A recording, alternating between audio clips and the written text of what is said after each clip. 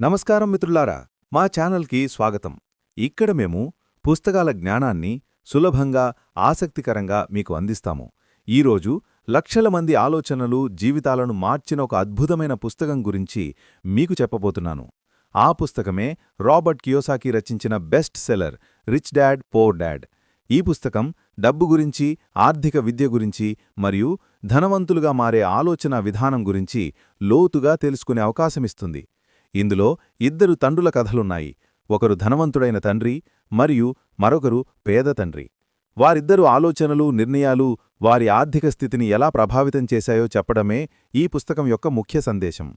ఈ వీడియోలో మేము మీకు రిచ్ డాడ్ పూర్ డాడ్లోని 6 ముఖ్యమైన పాఠాలను, అత్యవసరమైన సూత్రాలను మరియు ప్రేరణాత్మక కథనాలను తెలుగులో సులభంగా వివరించబోతున్నాము. మీరు మీ ఆర్థిక జీవితాన్ని మెరుగుపరుచుకోవాలనుకుంటే ఈ వీడియో మీకు ఒక మార్గదర్శకంగా పనిచేస్తుంది. దీని ద్వారా డబ్బు మీకు ఎలా పనిచేయగలదు, ఆస్తి అంటే అసెట్ మరియు అప్పు అంటే లయబిలిటీ మధ్య తేడా ఏమిటి, ఆర్థిక విద్య అనేది పాఠశాల సిలబస్ కంటే ఎందుకు ముఖ్యమైనది మరియు ధనవంతులు వారి ఆలోచనల ద్వారా ఎలా ధనవంతులు అవుతారో మీరు తెలుసుకుంటారు. మీకు ఈ వీడియో నచ్చితే దయచేసి లైక్ చేసి, షేర్ చేయండి మరియు మా ఛానల్ను సబ్స్క్రైబ్ చేయడం మర్చిపోకండి. మీ జీవితానికి కొత్త దిశానిర్దేశం చేసే జ్ఞానాన్ని మీకు అందించడమే మా లక్ష్యం. ఆలస్యం చేయకుండా ఈ అద్భుతమైన ప్రయాణాన్ని ప్రారంభిద్దాం మరియు రాబర్ట్ కియోసాకి యొక్క ఈ గొప్ప పుస్తకం మనకు ఏమి నేర్పిందో తెలుసుకుందాం. పుస్తక రచయిత రాబర్ట్ కియోసాకికి 2 తండ్రులుండేవారు. ఒకరు అతని నిజమైన తండ్రి, బాగా చదువుకున్న పిహెచ్డి హోల్డర్, కానీ జీవితాంతం పేదరికంగానే ఉన్నారు. అందుకే రాబర్ట్ ఆయన్ని పూర్ డాడ్ అనేవారు. మరొకరు రాబర్ట్ స్నేహితుడైన మైక్ తండ్రి, పెద్దగా చదువుకోనప్పటికీ చాలా ధనవంతుడు. అందుకే రాబర్ట్ ఆయన్ని రిచ్ డాడ్ అని పిలిచేవారు. పేద తండ్రి రాబర్ట్ కష్టపడి చదివి మంచి ఉద్యోగం సంపాదించి తన భవిష్యత్తును సురక్షితం చేసుకోవాలని ఆశించారు. కాని ధనవంతుడైన తండ్రి రాబర్ట్ జీవితంలో సవాళ్లను ఎదుర్కొని పుస్తకాలలో దొరకని కొన్ని జీవిత పాఠాలను అనుభవం ద్వారా నేర్చుకోవాలని కోరుకున్నారు. స్కూల్ చదువు మంచి గ్రేడ్లను మాత్రమే ఇస్తుంది, కానీ జీవిత పాఠాలు చాలా నేర్పుతాయి. చదువుకున్నా కేవలం దానిపై ఆధారపడితే సరిపోదు. మరి మనం ఏమి చెయ్యాలి, ఎలా చెయ్యాలి? 1. ధనవంతులు డబ్బు కోసం పనిచెయ్యరు. Rich don't work for money. ఇది వినడానికి వింతగా అనిపించినా ఇది ఒక వాస్తవం. డబ్బు మనల్ని నియంత్రించే బదులు డబ్బు మనకోసం పనిచేయడానికి ప్రయత్నించాలి. ఒక గాడిద ముందు క్యారెట్ వేలాడదీసి దానితో పని చేయించుకునే వ్యక్తి కథ తెలుసుకదా?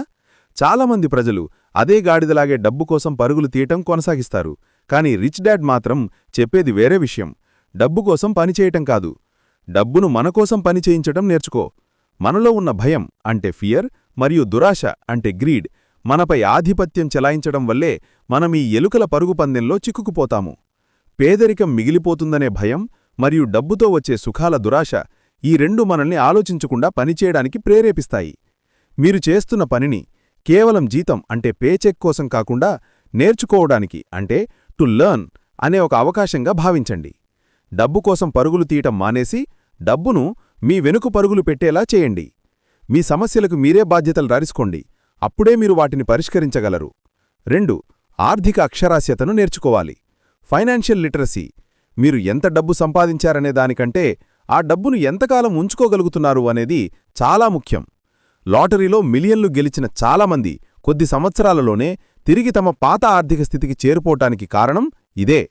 ధనవంతులు ఎలా అవ్వాలని అడగటం కంటే ముందు ఆర్థిక అక్షరాస్యులుగా ఎలా మారాలి అని నేర్చుకోవాలి.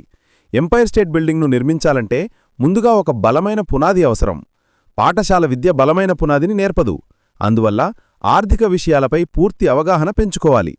3. ఆస్తి మరియు అప్పు మధ్య తేడాను తెలుసుకోండి. ఈ సూత్రం చాలా సులభం, కానీ చాలామంది దీన్ని పాటించటంలో విఫలమవుతారు. ఆస్తి అంటే మీ జేబులోకి డబ్బు తెచ్చిపెట్టేది, something that puts money in your pocket. అప్పు అంటే మీ జేబులోంచి డబ్బు తీసేసుకునేది, something that takes money out of your pocket. పేద మరియు మధ్యతరగతి ప్రజలు తరచుగా తమ అప్పులను అంటే లయబిలిటీస్ను ఆస్తులు అంటే అసెట్స్గా పొరబడుతుంటారు.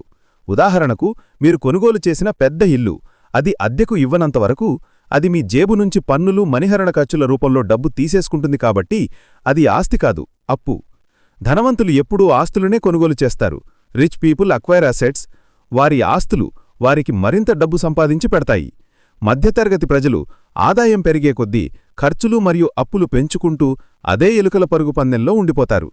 మీరు ధనవంతులు కావాలంటే ఆస్తులను కొనుగొనండి, పేదవారిగా ఉండాలంటే అప్పులను కొనండి. 4. మీ సొంత వ్యాపారంపై దృష్టి పెట్టండి. Mind your own business. McDonald's వ్యవస్థాపకుడు రే క్రాక్ చెప్పినట్లుగా ఆయన వ్యాపారం హ్యాంబర్గర్లు అమ్మటం కాదు, రియల్ ఎస్టేట్. ఎందుకంటే ఆయన ప్రతి ఫ్రాంచైజీకి అత్యంత ముఖ్యమైన స్థలాన్ని కొనుగోలు చేసి దాన్ని అద్దెకిచ్చేవారు.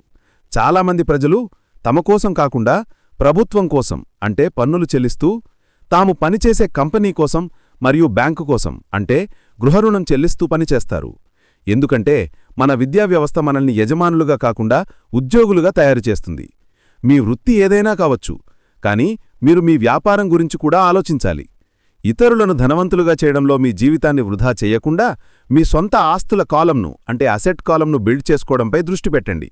కొనుగోలువలసిన ఆస్తులకు ఉదాహరణలు: మీరు పర్యవేక్షించవలసిన అవసరం లేని వ్యాపారాలు, రియల్ ఎస్టేట్లో పెట్టుబడి, స్టాక్స్ మరియు బాండ్లు. 5.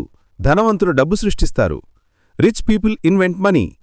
అలెగ్జాండర్ గ్రహాంబెల్ టెలిఫోన్ను కనిపెట్టిన కథలాగే ఆర్థిక మేధాశక్తి అనేది కేవలం జ్ఞానమే కాదు, దానితో పాటు సాహసం అంటే బోల్డ్నెస్ మరియు ధైర్యం అంటే కరేజ్ కూడా అవసరం.